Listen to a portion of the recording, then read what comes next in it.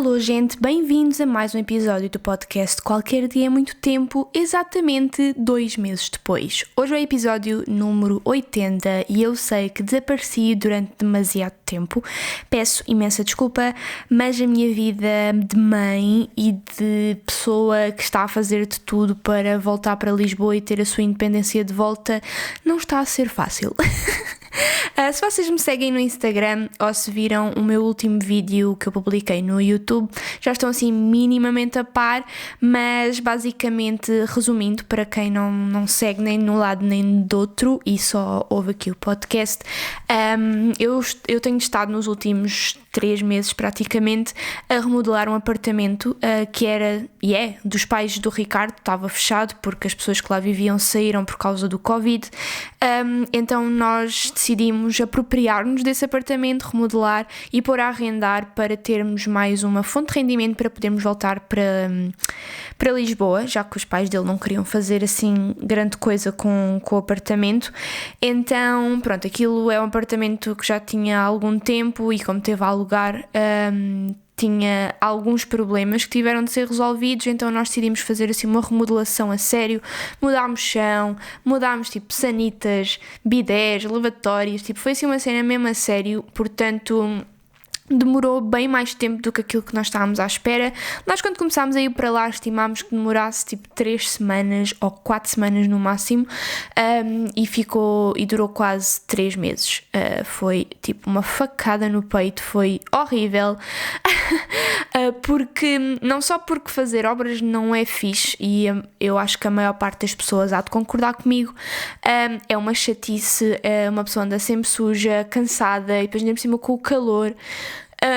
Isso obviamente não tem nada de divertido, mas para piorar tudo é ir para as obras com um bebê que na altura, quando nós começámos a ir para lá, tinha tipo 4, 5 meses. E pronto, era eu, o Ricardo e a minha mãe, mas havia sempre uma pessoa, que normalmente era eu, que tinha de ficar a tomar conta do Duarte. Então eu sentia-me muito... não é incapaz a palavra certa, mas eu sabia que se nós estivéssemos ali os 3 a bombar, aquilo teria acabado muito mais rapidamente, porque eram 3 pares de mãos a ajudar com a força toda. Mas no caso não foi isso que aconteceu, porque eu ia para lá basicamente só para não ficar sozinha em casa, porque o que eu ia para lá fazer era o mesmo que eu ficaria a fazer aqui em casa, que era tomar conta do Duarte, dar-lhe de mamar, trocar as fraldas, fazer-lhe companhia, pronto. Ajudar, eu não ajudei praticamente nada, houve só para aí 2 ou 3 dias em que foi o Ricardo a fazer esse papel, porque fui eu a pintar paredes e não sei o quê, ele não se ajeita muito com tintas e pincéis, então nesses dias basicamente foi ele a tomar conta do Duarte. Eu só tinha que parar de vez em quando para lhe dar de mamar, porque pronto, infelizmente os peitos do Ricardo não produzem leite, mas sim, foi muito. Primeiro foi muito secante porque eu passava lá o dia todo praticamente sem fazer nada. Era tipo ter o Duarte ao colo, a dar-lhe de mamar on repeat durante muitas horas seguidas, e era uma chatice. Eu estava sempre desejosa de voltar para casa, porque pronto, em casa uma pessoa tem outro conforto do que no meio de umas obras, não é? E depois era mesmo a questão de me sentir incapaz. Isso tem sido algo que eu tenho sentido ao longo destes meses, porque embora eu adoro ser mãe, adoro o Duarte e não me arrependo de nada, tem sido sem dúvida a minha maior dificuldade nisto tudo, é a questão de equilibrar o meu papel de mãe com tudo o resto, de sei lá, às vezes mesmo com coisas de fazer por casa, tipo tenho que arrumar o quarto, ou pôr a louça a lavar, ou cozinhar, é tudo tão mais difícil, porque se estou sozinha é um bicho de 7 cabeças, porque o Duarte é um bebé que gosta e precisa muito de colo e de companhia e atenção a 100%, então quando eu estou sozinha com ele eu não posso fazer mais nada. E se tiver outra pessoa em casa, normalmente está sempre ou o Ricardo ou a minha mãe, pronto, é ter a certeza de que ele já comeu, já lhe dei de mamar. Agora pouco mais fácil a partir do momento em que ele começou a comer sólidos, e sim, isto foi uma novidade que vocês ainda não tinham sabido, pelo menos aqui no podcast, que é o facto de já termos começado a introdução alimentar do Duarte. Começámos aos 6 meses certinhos, e tem sido muito giro vê-lo a explorar a comida, e ele adora comer. Ele às vezes põe-se a chorar, e nós pomos-lhe a comida à frente e ele fica ali todo entretido. Nós estamos a fazer a maior parte das refeições dele com o método BLW, que para quem não sabe o que é uma forma de introdução alimentar em que é o bebé que tem autonomia. A única função dos pais é preparar a comida e oferecer alimentos saudáveis e diversificados. Coloca à frente do bebé e é o bebé que vai buscar aquilo que quer comer, explora com as mãos, às vezes vai para o chão, a leva à boca, pronto, em vez de ser tudo em papa, triturado, e de ser os pais a enfiar com uma colher pela goela abaixo do bebé, é o próprio bebé que se alimenta sozinho. Isso foi uma coisa que eu descobri, esse método, quando eu estava grávida. E fez-me logo desde sempre sentido, e eu sabia que iria, mesmo que não fosse a 100%, e de vez em quando nós também lhe damos sopa à boca, ao papa, ou seja o que for, mas tentamos que a maior parte das refeições seja assim numa vertente mais autónoma para ele, e ele adora comer assim.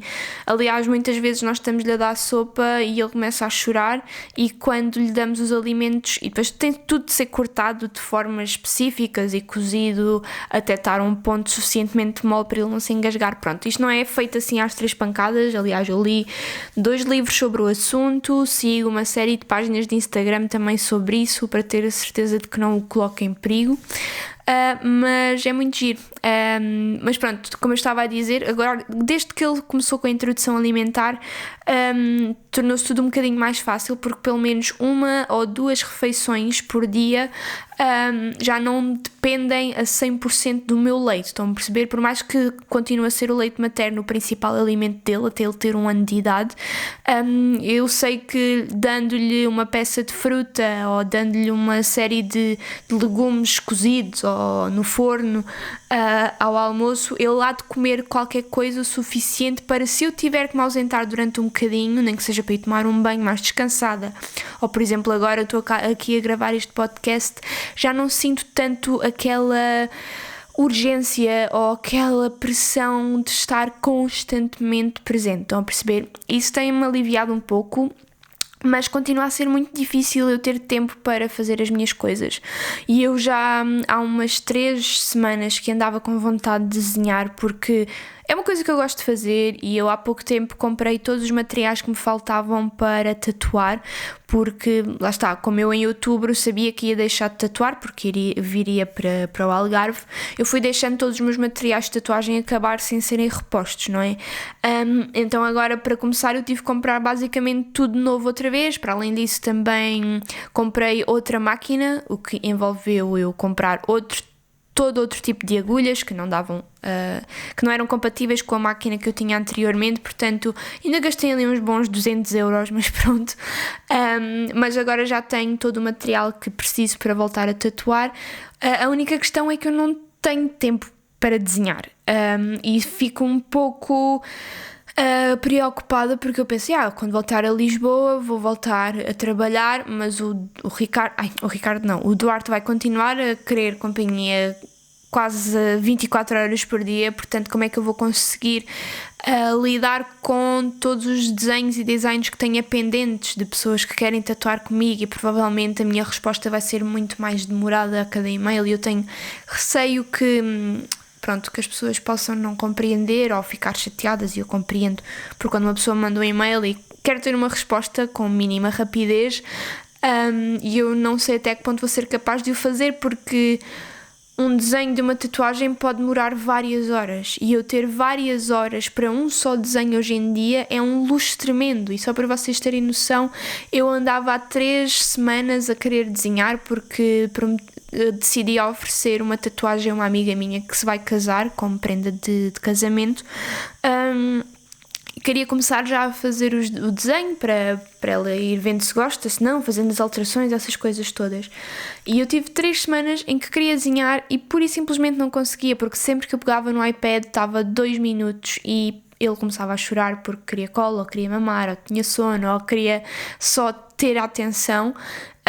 E eu não consegui até ter chegado a um ponto em que estava muito frustrada e o Ricardo ter reparado e ter dito, olha, dá cá o Duarte, eu pego nele, desenha e depois logo trocamos. Isto eu acho que é algo que eu reclamo disto várias vezes no Instagram, porque tem sido algo que tem mesmo afetado um pouco os meus dias e a minha sanidade mental às vezes, isto de não ter tempo para fazer o que me apetece quando me apetece. Eu acho que há muitas pessoas que acham que o Ricardo não me ajuda, ou que tipo, só eu é que tenho essa responsabilidade, e não é de todo.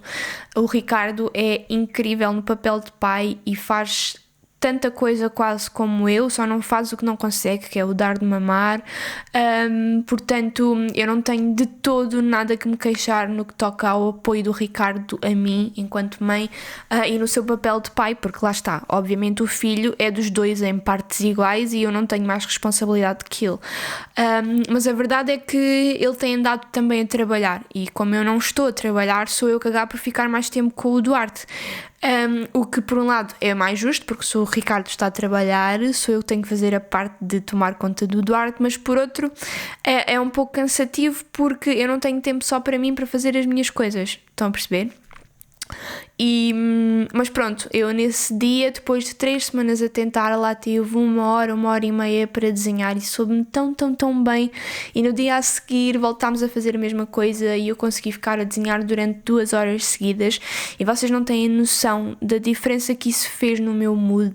Fiquei muito mais alegre e com aquela esperançazinha de que, ok, isto bem programado, eu se calhar consigo voltar à minha vida normal, entre aspas.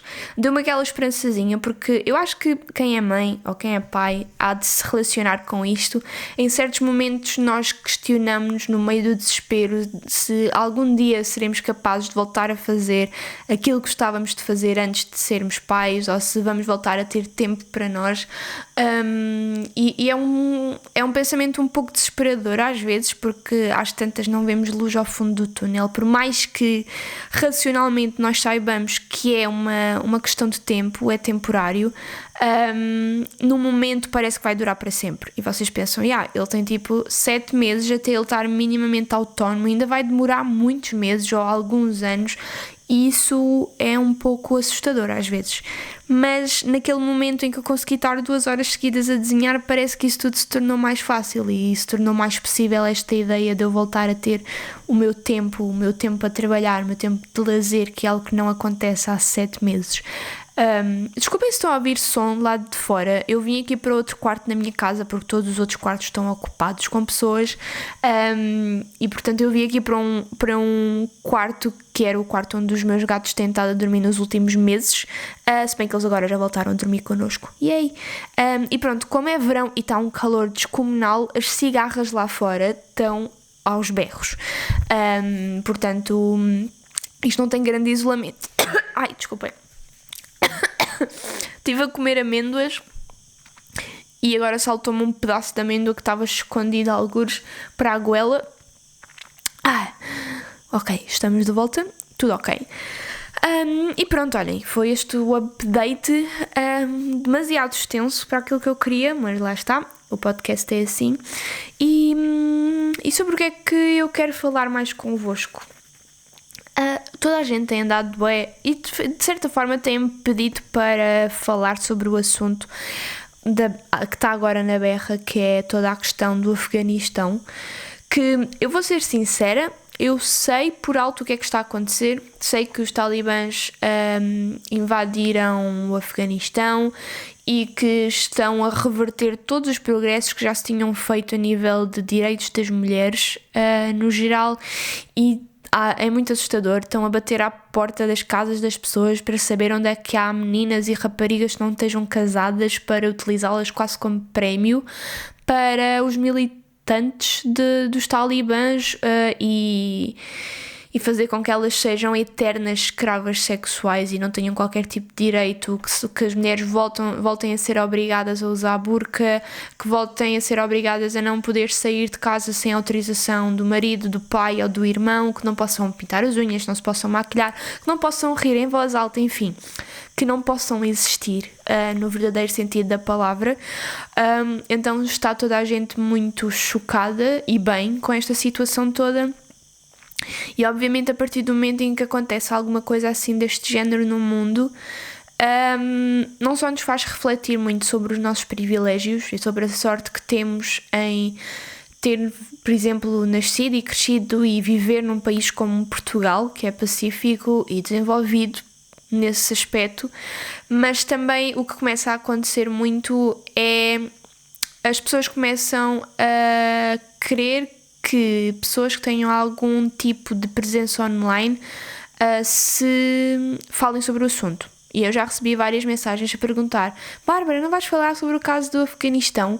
E sim, obviamente é extremamente importante nós falarmos sobre o que está a acontecer, demonstrarmos a nossa revolta, partilharmos formas de poder ajudar a situação, mas eu também acho que é uma coisa que muita gente se esquece, que é, primeiro, os influencers, youtubers, seja o que for, que tenham presença online, são pessoas como outras quaisquer, e que nem sempre o seu silêncio é sinónimo de despreocupação ou de desvalorização. Muitas vezes significa que estão ainda a absorver o assunto, estão a pesquisar, a aprender, a informar-se sobre as situações antes de falar e dizer baboseiras. E eu tenho imenso receio de fazer isso, porque lá está, nas redes sociais as pessoas são presas por ter gato e por não ter. Se nós não falamos é porque não nos preocupamos. Se nós falamos logo, ou é porque estamos à procura de likes, ou cometemos algum erro e somos achincalhados em praça pública porque dissemos a coisa errada, da forma errada, no momento errado. Portanto, eu penso muitas vezes antes de partilhar a minha opinião sobre qualquer tipo de assunto nas redes sociais, principalmente quando é um assunto tão sensível e que eu não domino. Ou seja, como eu vos disse, eu sei por alto o que está a acontecer, não sei aprofundadamente, nem tive essa oportunidade de fazer essa pesquisa assim de uma forma mais rigorosa, porque lá está, como eu partilhei no início deste episódio, ter tempo para mim agora, eu faço tudo com... Como é que é? Eu faço tudo... Ai, até me engasgo. Eu não consigo ter 100% da minha atenção em nada hoje em dia, percebem? Porque uma parte do meu cérebro, dos meus olhos, de tudo, está sempre de olho no Duarte, porque se eu lhe estou a dar de mamar tenho que estar a ver, porque ele depois começa a olhar para o lado e eu fico com a mama de fora a jorrar leite ou ele está a brincar ao meu lado, mas eu tenho que ter a certeza que ele não agarra nada que não pode, ou que não se aleija, ou que não cai. Então é muito difícil eu sentar-me, ir pesquisar sobre um assunto, ler uma série de artigos, uma série de notícias, para ter a certeza de que estou do lado certo e que digo as coisas da forma certa, percebem? Por isso é que eu nos últimos tempos não me tenho pronunciado muito sobre várias questões que têm acontecido. Aconteceu também aquela cena de... não é Galiza, faixa de Gaza. Imensas cenas têm acontecido nos últimos meses e que eu não pronunciei porque eu não tive tempo. Por exemplo, nos últimos meses eu saía de casa às 9 da manhã e voltava a casa às 8 da noite. A única coisa que eu fazia era tomar banho, dar banho ao Duarte, jantar e voltava para a cama. Eu durante 3 meses não vi notícias, sou-vos completamente honesta. Só agora é que eu estou a começar a ver outra vez e mesmo assim... não vejo muito, porque quando é hora de jantar, por exemplo, eu não ligo a televisão porque o Duarte também está a comer e eu não quero que haja distrações por causa de todo o método do BLW, não convém haver distrações para não haver risco de engasgamento. Portanto eu não ligo a televisão à hora das refeições e é a hora das refeições que eu tenho ou que teria tempo para ver notícias e estar um bocadinho mais informada sobre aquilo que está a acontecer no mundo. Portanto, eu estou um pouco a leste de tudo o que não é o Duarte, percebem? Nesta fase, nestes últimos 7 meses da minha vida, eu tenho sido mãe e pouco mais. E Se bem que, por um lado, isso pode ser um pouco frustrante e às vezes sinto-me meio que encurralada. Por outro lado, eu sei que é uma fase. Ele já tem 7 meses, eu sinto que ele nasceu ontem. E já está com 7 meses, daqui a 5 meses ele faz 1 ano e isso ainda não faz sentido na minha cabeça. Portanto, eu sei que isto tudo passa muito rápido e se há vezes em que eu desejo que ele cresça rápido para eu voltar a ter alguma autonomia, por outro lado eu sei que vou ter muitas saudades desta fase em que ele é bebê. Portanto, eu estou a tentar, entre ataques de ansiedade e ataques de desespero, eu tento aproveitar cada segundo com ele e lembrar-me do privilégio que é poder estar com ele 24 horas por dia e dedicar-me a ele a 100% sem ter que me preocupar com mais nada, percebem? Mas sim, isto tudo do Afeganistão está a acontecer e é muito assustador e muito, muito triste. À semelhança daquilo que aconteceu há uns anos e que continua a acontecer em relação à Síria, está a acontecer agora a mesma coisa, as pessoas a fugirem desalmadas das suas casas, das suas cidades, porque percebem que ficar ali é uma sentença de morte, querem fugir porque não querem que os seus maridos, os seus irmãos, os seus pais sejam mortos à sua frente, que não querem que as suas filhas sejam raptadas e violadas. Eu não imagino, nem quero imaginar a sensação que é viver com isso e ter de pegar num saquinho com meia dúzia de bens essenciais, pôr os filhos ao colo e fugir. E já se viu imagens muito impressionantes de pessoas a treparem por aviões, a colocarem-se lá literalmente pendurados enquanto o avião levanta voo e a caírem,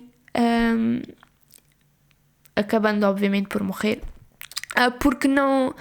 Lá está, o desespero é tanto, à semelhança que, como se viu na crise de refugiados da Síria, pessoas a colocarem-se em barquinhos de borracha em pleno oceano, saberem o risco que aquilo era e mesmo assim, na cabeça deles, aquele risco, que era de quase morte certa, ser menor do que o risco de ficar em casa na sua cidade, o quão mal tem um país e uma cidade de estar para uma pessoa ter que tomar essa decisão e sujeitar, levar os seus filhos pequeninos para uma situação de morte iminente. Portanto, muita gente está-se a perguntar como é que pode ajudar em situações destas, como é que se pode ajudar, neste caso, as famílias afegãs que felizmente estão a conseguir fugir. E eu obviamente não sou de todo especialista nisto, nem lá perto, mas eu acho que a melhor forma de ajudarmos, no nosso caso, o facto de estarmos aqui em Portugal, um país da Europa, um país desenvolvido com muitos privilégios, é abrir os braços a essas famílias, é não ser preconceituoso ao ponto de ser anti-refugiados, de dizer que eles têm que voltar para a terra deles. Eles não têm terra. A terra deles está dominada por uma milícia terrível que mata pessoas, que viola e explora raparigas e que deturpou toda a mensagem de uma religião. Portanto, a casa deles é onde eles forem bem recebidos e onde estiverem em segurança, e eu acho que o maior papel que nós temos neste momento é recebê-los de braços abertos, dar-lhes empregos dignos, dar-lhes segurança, dar-lhes uma nova oportunidade, porque lá está, toda a questão das fronteiras é uma coisa que me dá imensa confusão. Tudo isto de nós somos isto, eles são aquilo, o nós e o eles é uma cena que na minha cabeça não deveria existir. Claro que obviamente isto é tudo uma utopia porque o mundo não funciona assim, mas as fronteiras para mim foram linhas que alguém se lembrou de desenhar no mapa, e dando um passo estou num país e dando um passo em frente já estou noutro. Quem é que disse isso? Quem é que decidiu isso? Porque é que eu, por ter nascido num país, tenho mais direitos a certas coisas do que outras pessoas? Portanto, em situações destas que estão a acontecer, eu acho que nós devemos pôr a nossa humanidade e solidariedade em primeiro lugar e pensar naquilo que gostaríamos que fizessem connosco se os papéis estivessem invertidos. E eu não consigo viver a minha vida sem ter isso quase como um mote. Literalmente, não faças aos outros o que não gostavas que te fizessem a ti, ou neste caso, faz aos outros o que gostavas que fizessem contigo. E eu não sei explicar o quanto eu gostaria que me ajudassem se Portugal entrasse em guerra e toda a gente estivesse a morrer, ou se por alguma razão, por alterações climáticas, ficasse tudo debaixo d'água e eu tivesse que fugir para se me salvar a mim, à minha família, aos meus amigos. Eu gostaria de ir para um país e que esse país me acolhesse, que me desse trabalho, que me desse casa, que me desse segurança. Eu acho que estas são aquelas 3 coisas mínimas para uma pessoa poder viver em paz, e faz muita confusão de discursos xenófobos e radicalistas ao ponto de dizerem que eles não são bem-vindos, porque cá também há pessoas que precisam de ajuda. Claro que sim, mas porquê é que nós não podemos ajudar uma pessoa só porque há outras que também precisam? Se é assim, ninguém é ajudado, não é? É aquele mote de se estiveres no meio do mar com 10 pessoas a afogarem-se e só tiveres lugar para 5, salvas todos ou não salvas nenhum? É difícil a resposta, mas eu acho que no fundo mais vale salvar alguém, não é? E se nós tivermos a oportunidade de tornar a vida de alguém mais fácil, porque é que não haveremos de fazê-los? Nem que seja com o simples facto de não ser desagradável, de não ser xenófobo. Eu acho que isso já é um grande país, fazer com que as pessoas que por alguma razão tiveram que emigrar, que tiveram que fugir dos seus países, se sintam bem-vindos num país que não é deles, e eles próprios não se devem sentir à vontade ao estar num país com uma cultura completamente contrastante. Portanto, para que dificultar a vida das pessoas se este mundo é de toda a gente? E eu acho que, por exemplo, das coisas que torna isso tudo mais visível é a questão das alterações climáticas, que tem sido também algo muito falado, tem sido falado nos últimos anos, e vocês sabem que é das coisas que eu mais falo e que tem maior importância na minha vida, mas este ano tem sido extremo em relação a isso. Estas últimas semanas então tem sido o mundo quase todo a arder, 50 graus no Canadá, cheias não sei onde, a Grécia a arder, Portugal a arder, a Austrália a arder, está tudo a arder, as alterações, os polos estão a derreter a uma velocidade assustadora. Há pouco tempo saiu o relatório do IPCC sobre as alterações climáticas, que basicamente é um relatório em que centenas de cientistas e especialistas se juntaram para estudar o que está acontecendo no mundo e aquilo que temos de fazer para reverter a situação, e as coisas estão bem piores do que a maioria julgava, e têm de ser tomadas decisões drásticas para que nós tenhamos uma hipótese de sobrevivência. E a parte mais assustadora é que mesmo que essas mudanças drásticas se começassem a fazer hoje, que infelizmente é algo que não vai acontecer já, os seus frutos só viriam daqui a 10, 20, 30 anos, ou seja, nós ainda temos 2 décadas pelo menos destes acontecimentos climatéricos extremos, lá está, de calores extremos que arrasam colheitas, de furacões, de tremores de terra, de gelo que vai fazer inundar cidades, e é muito assustador pensar em viver assim. E vai existir uma coisa chamada refugiados climáticos. Isso põe em perspectiva tudo, porque se há pessoas que acham que os refugiados da Síria, os refugiados do Afeganistão são isto ou aquilo, e que no meio das boas pessoas vêm as más pessoas que vêm explodir tudo, trazem bombas debaixo do braço e não sei o quê, vem-nos esta questão toda das alterações climáticas que podem colocar pessoas de qualquer tipo, de qualquer estatuto social, de qualquer país do mundo, num estado de refugiado. Portanto, ninguém, nem na Europa, que é um dos continentes mais privilegiados e mais desenvolvidos, por exemplo, Portugal, Lisboa, se o gelo continuar a derreter e a altura do mar subir não sei quanto, Lisboa deixa de existir, vai ficar quase completamente debaixo d'água, o Algarve igual. Portanto, tudo o que é zonas mais baixas e costeiras vão deixar de existir, e com isso milhares e milhões de desalojados, pessoas que vão ter de fugir para se salvar e que vão ter de encontrar sítio para viver noutros tantos países que esperemos que sejam bons anfitriões o suficiente para receber essas pessoas. Portanto, isto pode acontecer a qualquer um de nós. Eu acho que é muito importante ter isso presente na nossa cabeça, e ser empático, ser solidário, ser sensível e pronto, acho que é isso. Tem sido, eu acho que muito também por causa disso eu tenho evitado um pouco ver notícias, porque o último ano e meio não tem sido fácil para ninguém com esta questão do Covid. Isso, durante uma altura eu não vi as notícias, porque era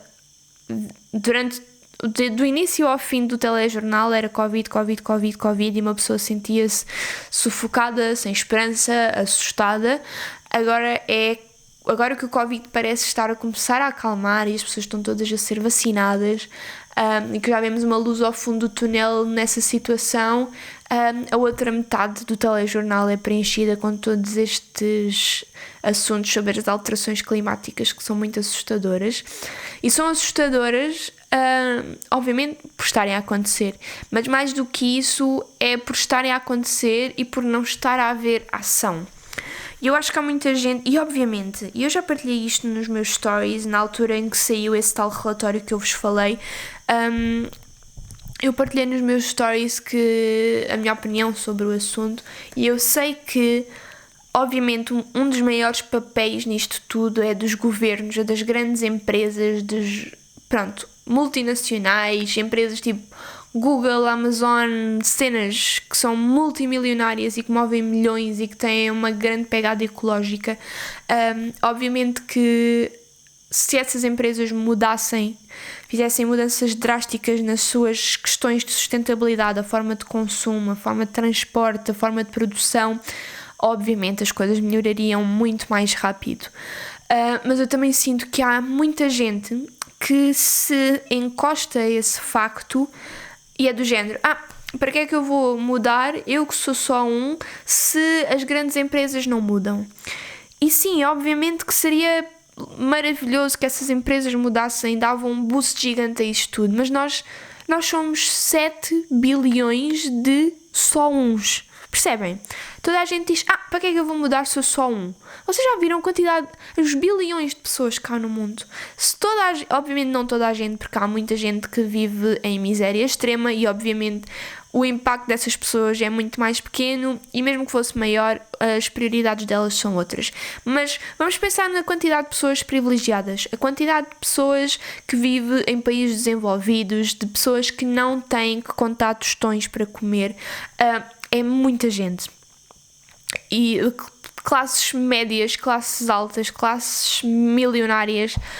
Se toda a gente fizesse um esforço, um mínimo esforço para mudar hábitos de consumo, para mudar hábitos de comodismo, há tanta coisa que nós podemos fazer para diminuir o nosso impacto ambiental aos mínimos possíveis. Eu não estou a dizer para, por exemplo, vocês estarem em casa a morrer de calor e não ligarem o ar-condicionado.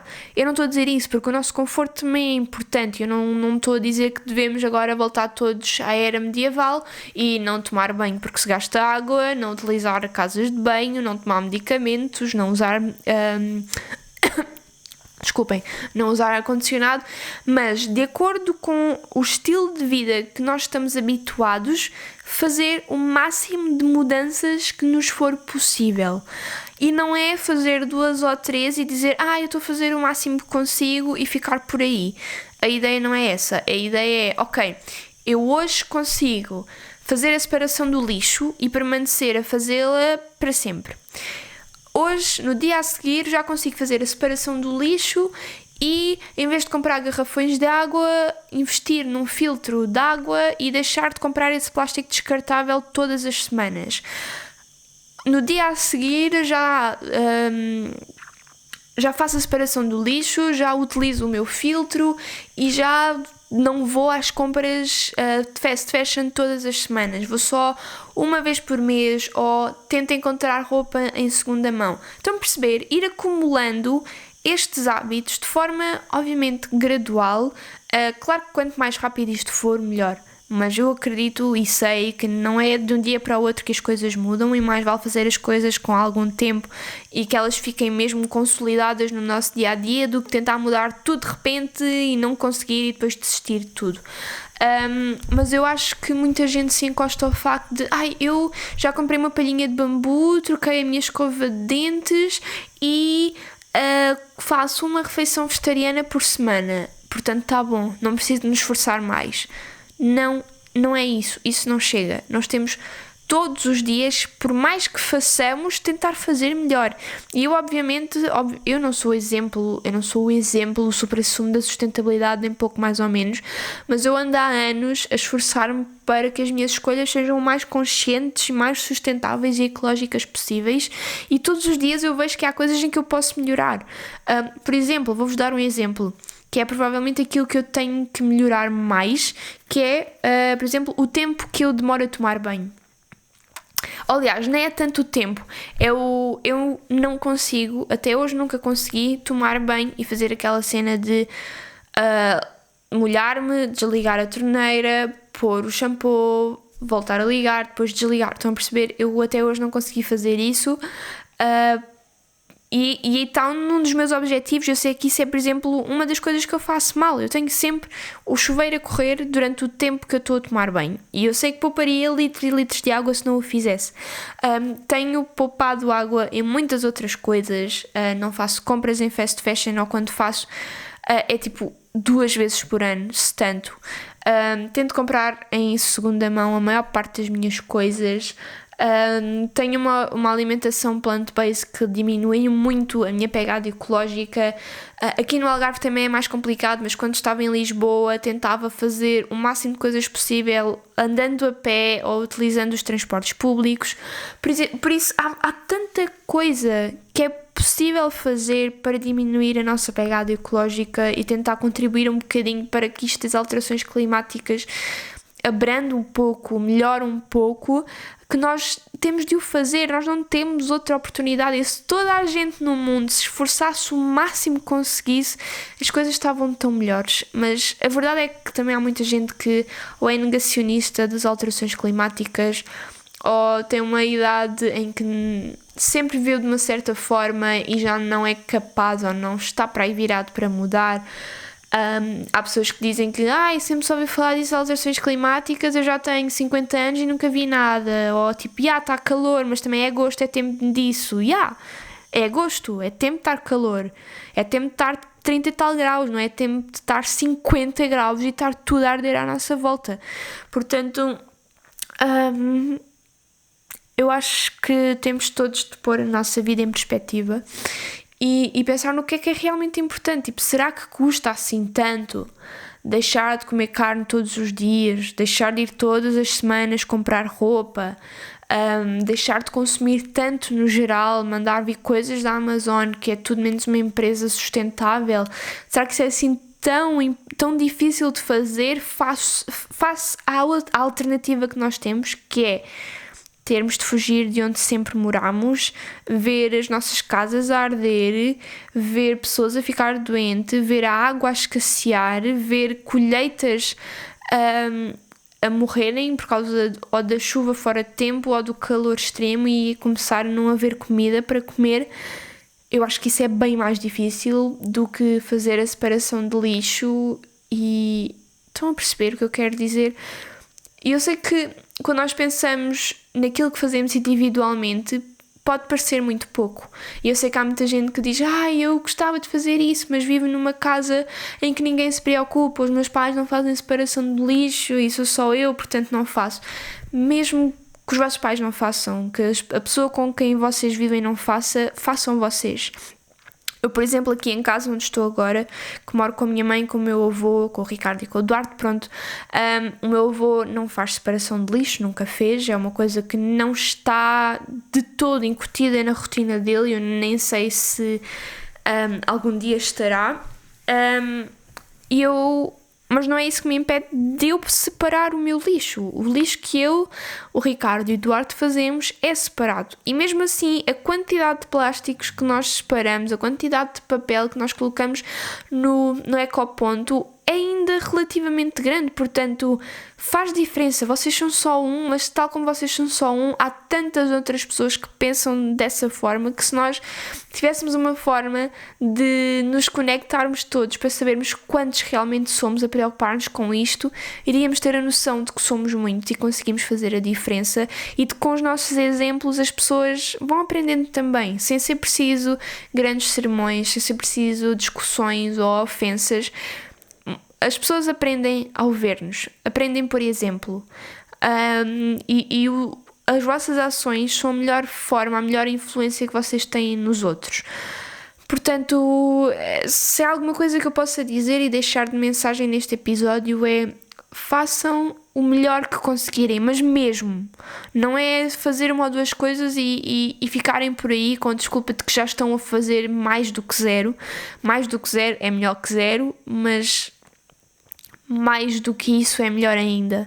Portanto, tentem fazer isso, informem sobre o assunto, preservando a vossa saúde mental, porque eu sei que isto com a ansiedade pode ser uma coisa bastante problemática e é um problema do século XXI, principalmente da nossa geração. É algo com que eu lido desde a adolescência, e eu sei que às vezes é preciso distanciarmos um pouco das notícias e daquilo que está a acontecer ao mundo para não entrarmos em pânico, não ficarmos aflitos, mas tentem encontrar um ponto de equilíbrio entre manterem-se informados e que essa informação vos sirva de motivação para vocês serem melhores todos os dias, e o descansar também a cabeça, que também é importante. E pronto, olhem, espero que vocês estejam bem, espero que estejam vacinados. Eu já tenho a minha primeira dose. No final do mês ou no início de setembro vou levar a minha segunda dose e vou ficar completamente vacinada. Estou muito, muito feliz por ver um fim, uma luzinha ao fundo do túnel nisto do Covid, que já ninguém aguenta. Se as coisas já estão mais sem Covid, com Covid então, sem podermos estar juntos com as pessoas que gostamos, sem podermos estar sempre com medo disto, não é fixe, e daqui a bocado já estamos nisto há 2 anos. Portanto, se a vacina vier ajudar e que a nossa vida volte minimamente ao normal mais rápido, então I'm all in, estão a perceber? E eu fui tomar a vacina com zero ansiedade, zero medo. Eu estava tipo, por favor, vacina-me. Estava mesmo feliz e continuo muito feliz. Não tive praticamente sintomas nenhuns, só tive 2 dias com dor no braço, muito tranquilo. Eu sei que a segunda dose às vezes pode nos deitar um pouco mais abaixo do que a primeira, mas se eu tiver que estar 2 ou 3 dias doente para estar um pouco mais protegida, então que seja. Portanto, espero que vocês também sejam vacinados, que se informem sobre os riscos que a vacinação tem em comparação com os riscos que apanhar Covid tem. Portanto, é isso, olhem, gostei muito destes 42 minutos, espero que vocês também tenham gostado. Eu não sei como é que vai ser toda a questão da regularidade aqui no podcast e no canal em geral. Vocês já sabem que provavelmente até voltar para Lisboa as coisas vão andar meio tremidas por aqui, mas eu vou tentar não me ausentar durante tanto tempo. Acho que dificilmente isso voltará a acontecer durante 2 meses seguidos a não publicar absolutamente nada. Mas pronto, olhem, conforme eu for conseguindo vou aparecendo por aqui. Gosto muito de vocês, obrigada por todo o apoio e por não terem desistido de mim mesmo eu tendo estado longe tanto tempo. Um grande beijinho e vemo-nos no próximo episódio.